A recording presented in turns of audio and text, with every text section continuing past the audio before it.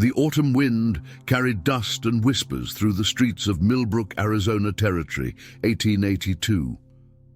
Sarah Collins stood at her kitchen window, watching the neighbors across the street peek through their curtains before quickly pulling them shut.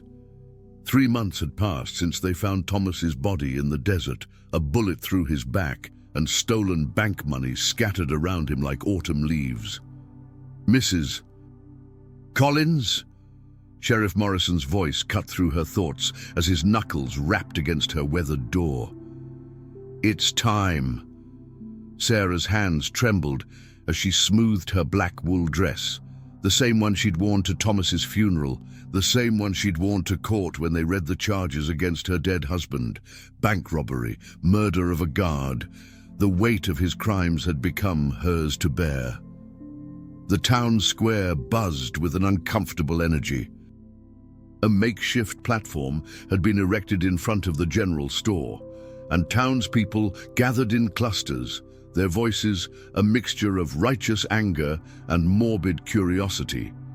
Sarah had heard the whispers. She must have known. Blood money bought that house. The wife always knows.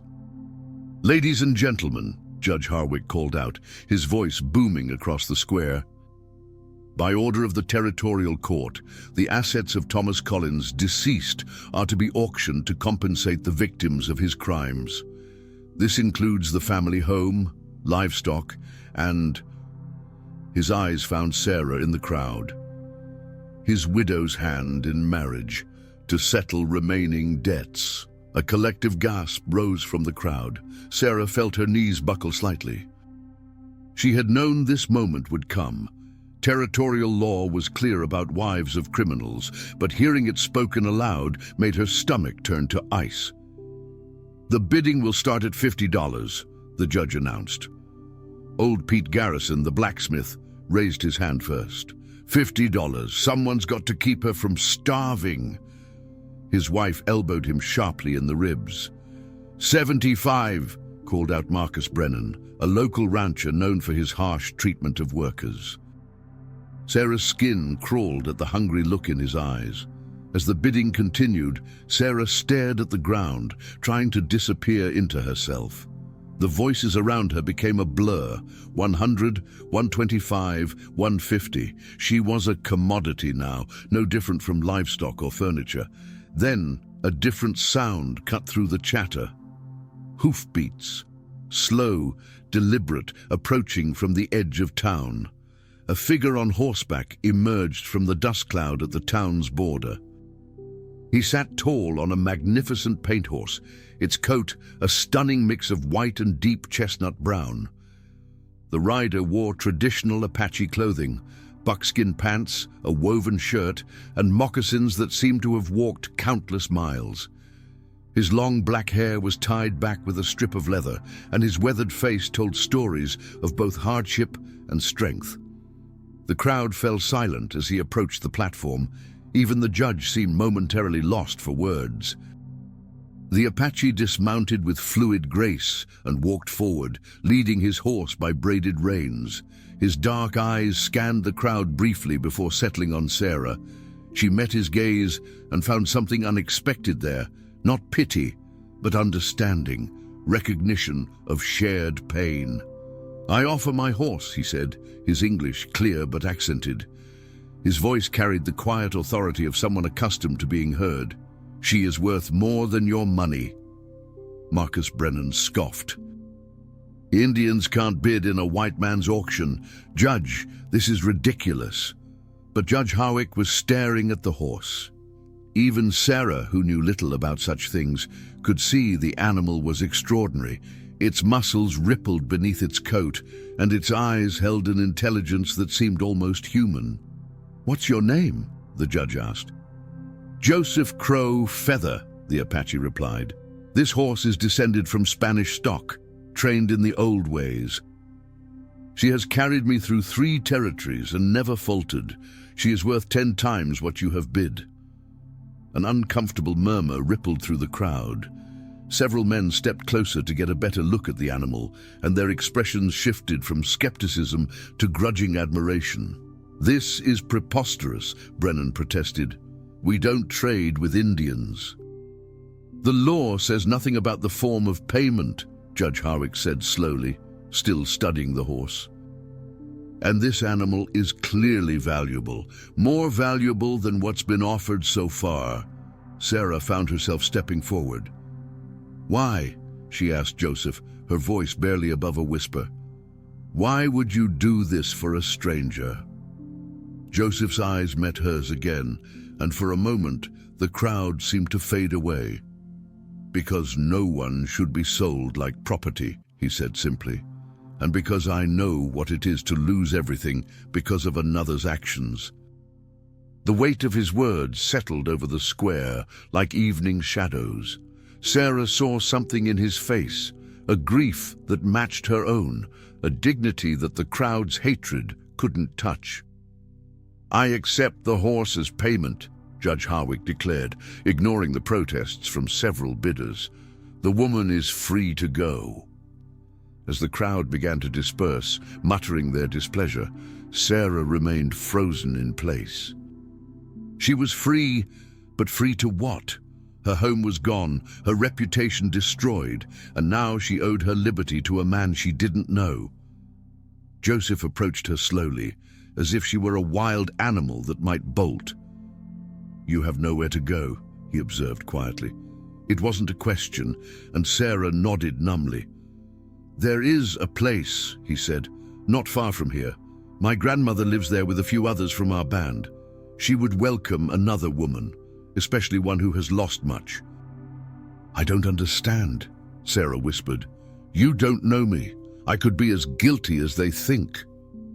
Joseph was quiet for a long moment, his hand resting on his horse's neck, as if drawing strength from the contact. "My wife was killed by soldiers who thought she was hiding weapons in our camp. She wasn't, but they needed someone to blame for their fear." His voice was steady, but Sarah heard the pain beneath it. Guilt and innocence. Sometimes they matter less than the need for someone to suffer. Sarah felt tears she had held back for months finally begin to fall. Here was someone who understood the weight of carrying another's sins, the crushing burden of undeserved blame. "What about your horse?" she asked. Joseph smiled for the first time since his arrival, and the expression transformed his weathered face. "Ayana, that's her name. It means eternal blossom. She served her purpose today." Sometimes the most valuable thing we can do with what we love is give it away for something more important. As the sun began to set over Millbrook, casting long shadows across the nearly empty square, Sarah Collins walked beside Joseph Crowfeather toward the edge of town. Behind them lay the wreckage of her old life, ahead an uncertain future with a man who had given up his most prized possession to save a stranger. Neither spoke as they walked, but both understood they had crossed a threshold from which there would be no return. The settlement at Canyon's edge was unlike anything Sarah had expected. Nestled in a natural hollow between red rock formations, it consisted of traditional Apache wickiups alongside a few adobe structures that spoke of Mexican influence. Smoke rose from cooking fires, and the sound of children's laughter mixed with the evening air. Joseph's grandmother, Maria Crowfeather, was a small woman whose age was impossible to determine. Her face was a roadmap of deep lines that spoke of both hardship and joy, and her dark eyes missed nothing as they assessed Sarah from head to toe. "Naiutsus," she said to Joseph in Apache, her tone questioning. "Awa, Shima Sani," Joseph replied, then switched to English.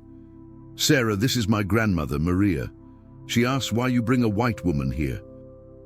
Maria stepped closer to Sarah, studying her with an intensity that made Sarah want to fidget. Finally, the older woman reached out and touched Sarah's face gently, tracing the lines of exhaustion and grief that months of suffering had carved there. "She has lost much," Maria said in accented English.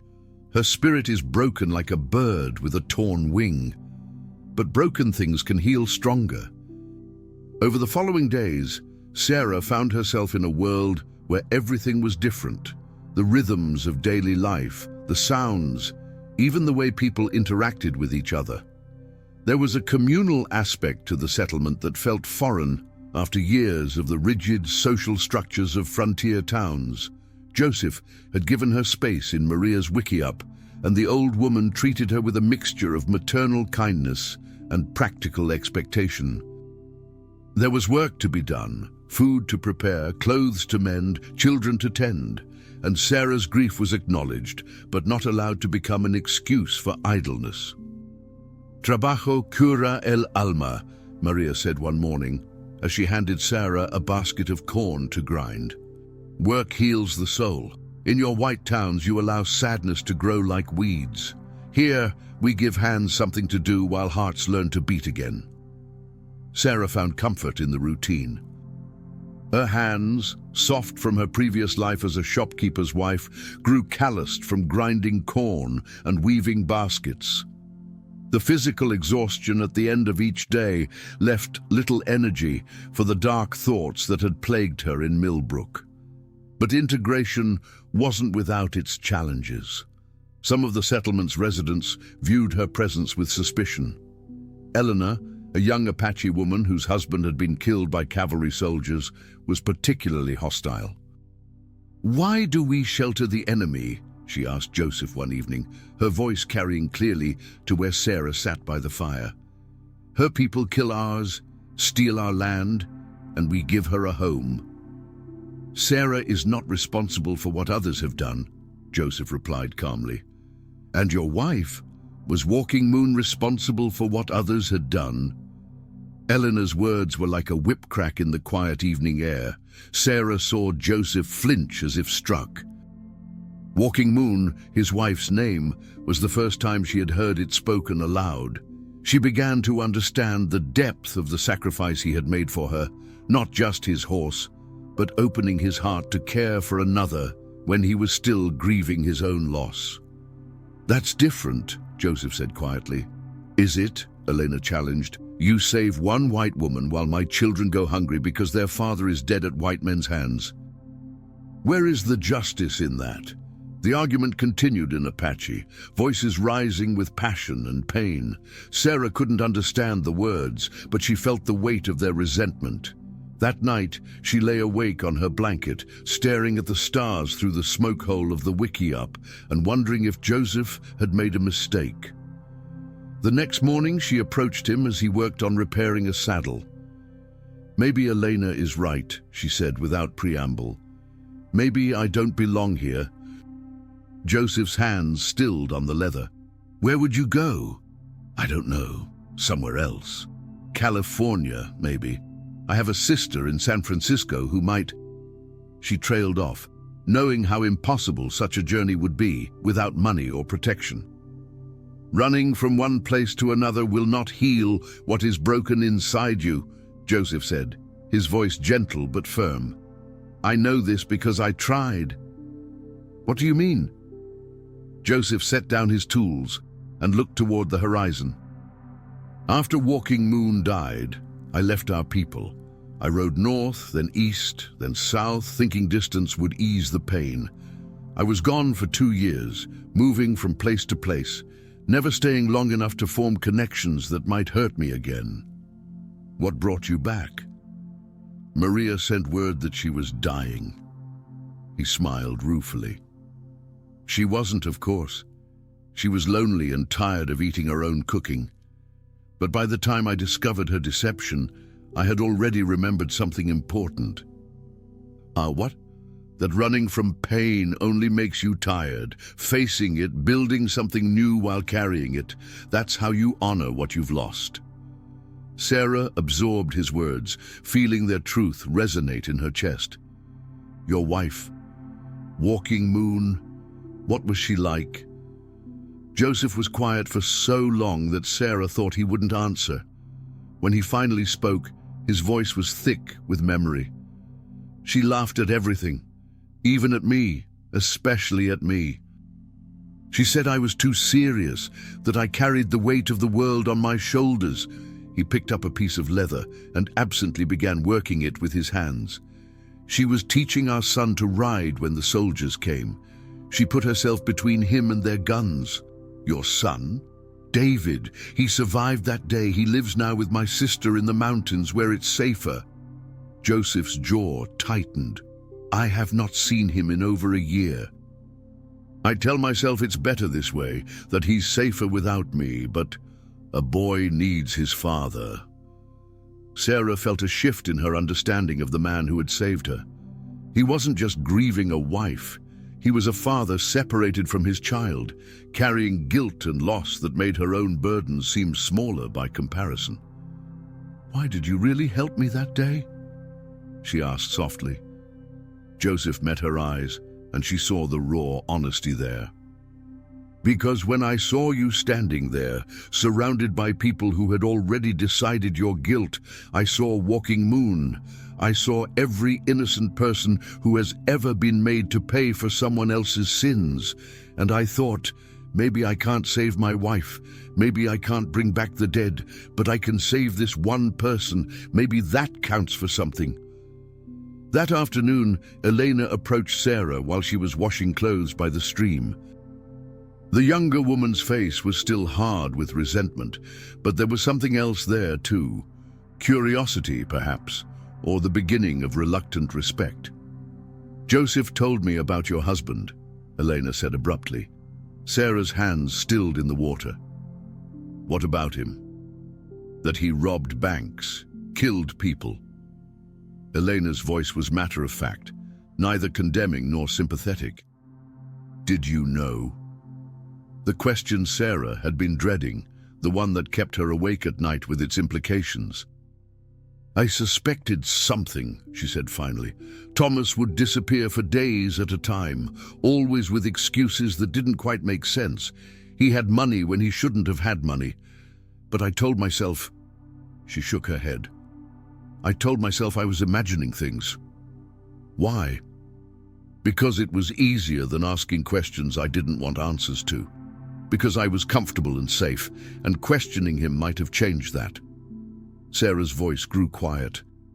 "Because I was a coward." Elena nodded slowly, as if this answer satisfied something in her. "My husband was a warrior. He fought soldiers, white settlers, anyone who threatened our people. When they killed him, they called him a savage, a murderer, but he died protecting children." She picked up a stone and threw it into the stream, watching the ripples spread. The difference between a hero and a villain often depends on who is telling the story. "Do you think I'm guilty?" Elena considered this seriously.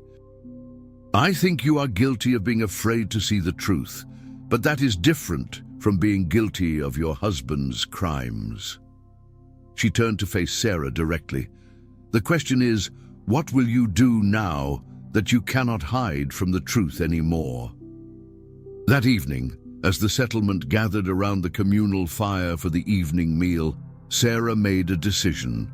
She stood up, her legs shaking slightly, and addressed the group in her halting Spanish and the few Apache words Maria had taught her. "I want to thank you for welcoming me," she began, her voice carrying in the still air. "I know some of you question whether I belong here, and you have every right to those questions. My husband did terrible things, things that hurt innocent people. I didn't stop him when I could have, and I have to live with that." She paused, gathering courage to continue. "But I also want you to know that I'm not here to hide from what he did or to pretend it didn't happen. I'm here because Joseph saw something in me worth saving, and I want to prove he was right. I want to learn from you, to contribute to this community, and maybe to find a way to make amends for the harm my family caused." The silence that followed was heavy with consideration. Then Maria stood up, her small frame somehow commanding in the firelight. "Words are wind," she said, switching between English and Spanish so everyone could understand. "But I have watched this woman work. I have seen her hands bleed from the grinding stone, seen her comfort crying children who are not her own. Actions speak louder than the sins of the dead. Elena was the next to stand. If she stays, she learns our ways properly, not just the work, but the meaning behind it. She learns what it means to be part of something larger than herself. One by one, others added their voices, some in support, others expressing continued reservations. But by the end of the evening, a consensus had emerged. Sarah would stay, but she would have to earn her place through more than just labor. As the fire died down and people began returning to their homes, Joseph approached her. "You didn't have to do that," he said quietly. "Yes, I did," Sarah replied. "I've spent too much of my life being afraid of hard conversations. If I'm going to start over, I need to start with honesty." Joseph nodded approvingly. "Maria is right. Words are wind. But sometimes the wind is necessary to scatter the seeds." That night, Sarah slept more peacefully than she had in months.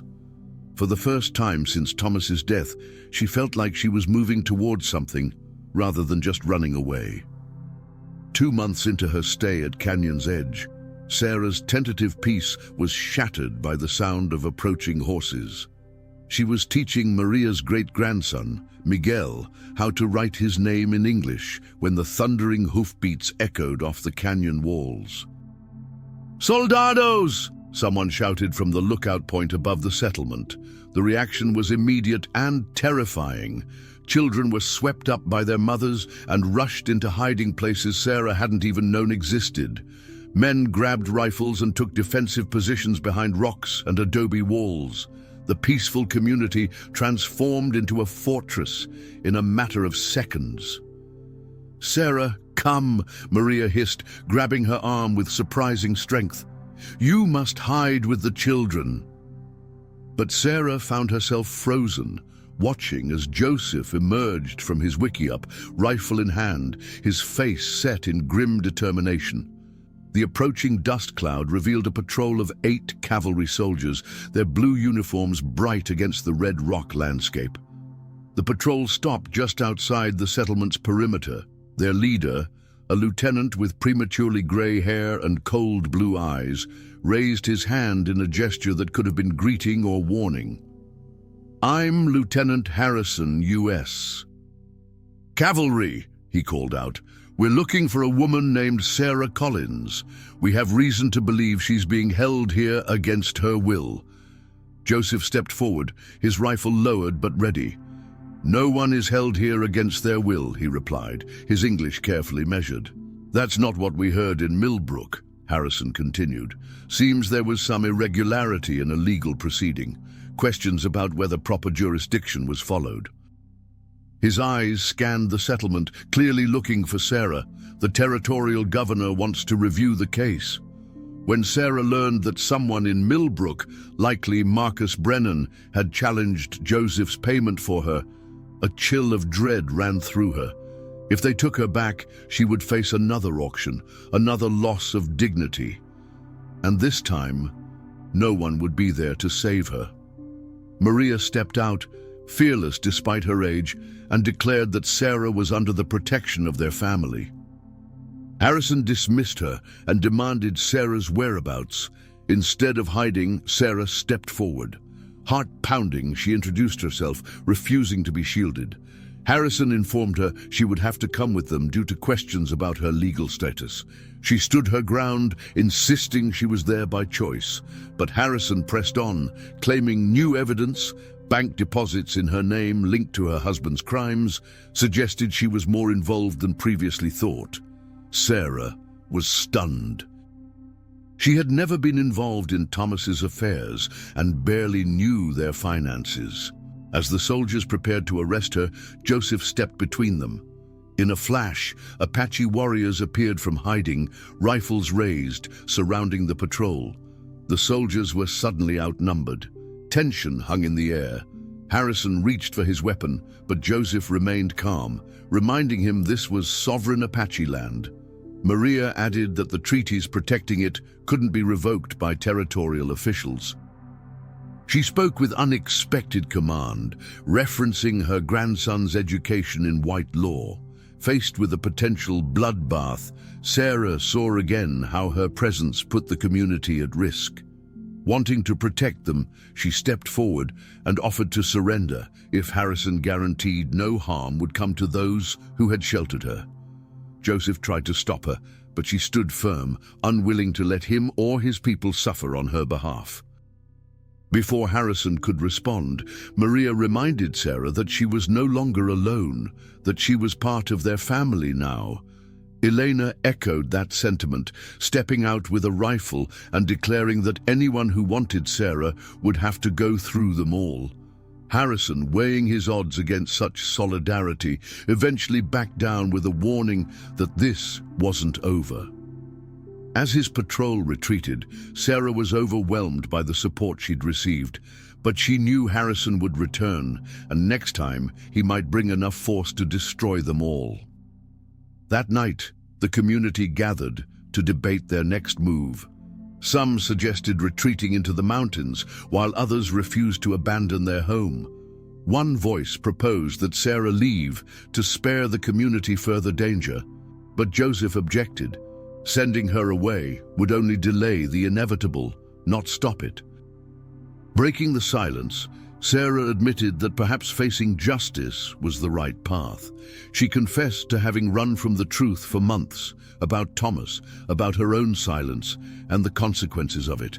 The people had given her a second chance, but she couldn't let them risk their lives for her redemption.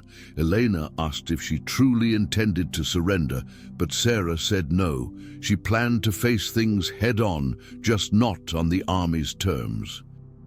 She asked Joseph if he could get a message to his son, who lived in the mountains, and hinted at a bold plan to prove her innocence. Though dangerous and uncertain, it marked the first time since Thomas's death that Sarah felt like she was choosing her future rather than fleeing from her past. As the meeting ended, Joseph approached her with concern, warning that her plan could get her killed. But Sarah was resolute. Hiding forever would destroy her just the same. At least now she was choosing her fate. Moved by her courage, Joseph told her about Walking Moon, his late wife, a fearless, compassionate woman who believed true strength came from protecting others. She was the kind of woman, he said, who would have stood beside Sarah now. In his eyes, Sarah had become the kind of person Walking Moon would have called sister. Touched by the comparison, Sarah promised that when it was all over, win or lose, she wanted to meet Joseph's son and let him know his father had saved a life worth saving. As she prepared for the dangerous journey ahead, Sarah felt something unfamiliar, but welcome. Certainty. She was no longer just a survivor or a fugitive. She was someone with purpose, someone ready to reclaim her freedom and dignity. And this time, she wouldn't be fighting alone. Sarah executed her plan by reaching out to William Hayes, Thomas's former business partner, at their general store. Despite Elena's warnings that it was a trap, Sarah arranged to meet Hayes at an isolated trading post at Devil's Creek, 15 miles from Canyon's edge.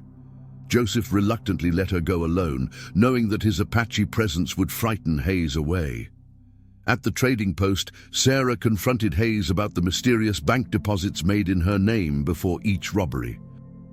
Under pressure, Hayes broke down and revealed the shocking truth.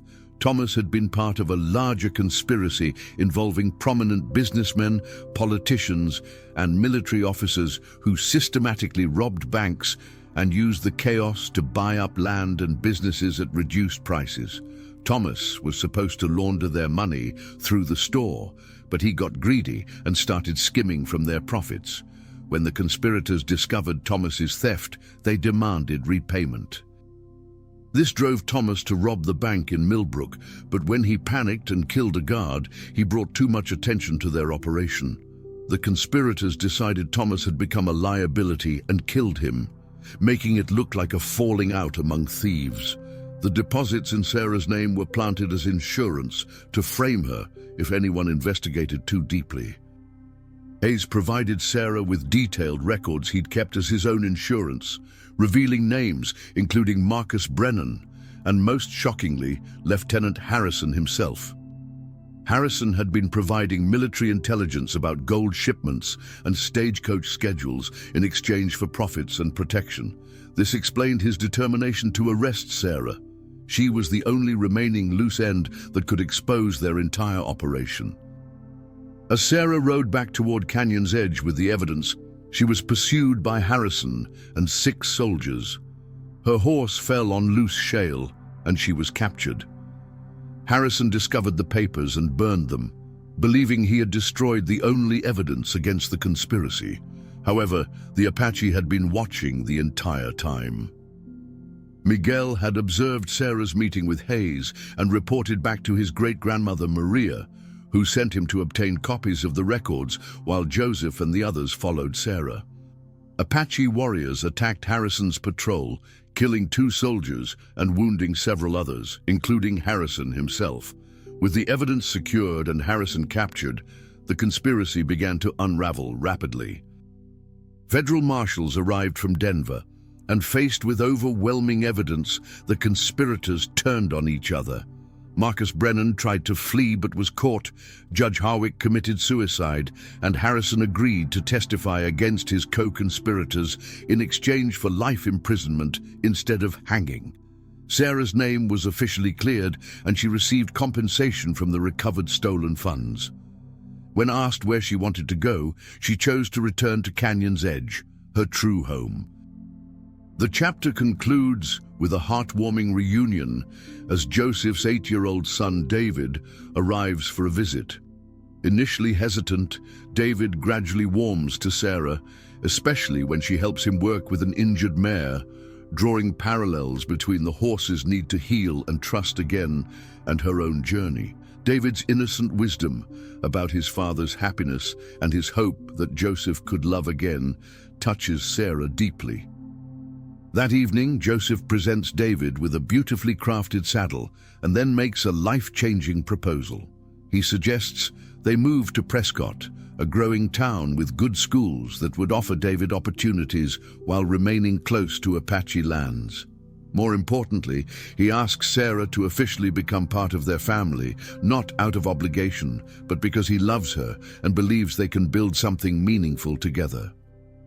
Sarah accepts, reflecting on how losing everything had ultimately led her to discover who she really was.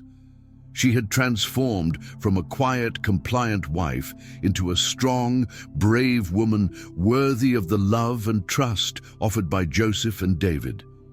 As the chapter ends, Sarah, soon to be Sarah Crow Feather, sits peacefully between Joseph and David under the stars, finally having found her way home to a family forged through loss, tempered by love, and strengthened by truth.